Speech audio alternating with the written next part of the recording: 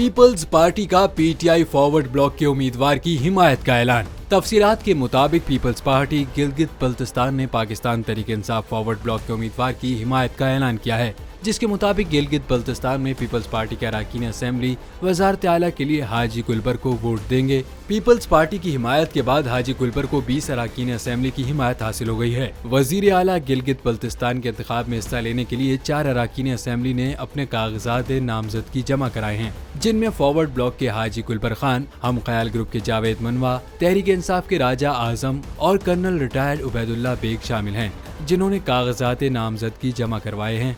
वाज़ेह है कि वज़ीर आला गिलगित बल्तिस्तान के चुनाव के लिए 13 जुलाई को इंतखाब होगा।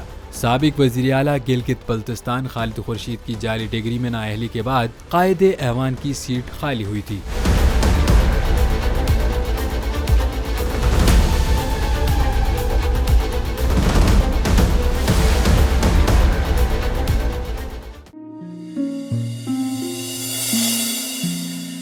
अपना घर मईशत का पहिया भी घूमेगा, मजदूर भी सर उठा के जिएगा।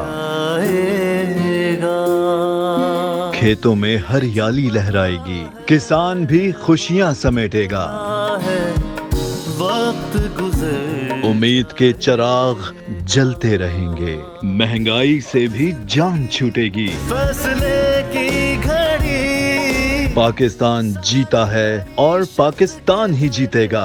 बोल बनेगा अवामी मसाइल की आवाज। पड़ेंगे कठिन फैसले, बात होगी मसाइल की, लेकिन हल के साथ।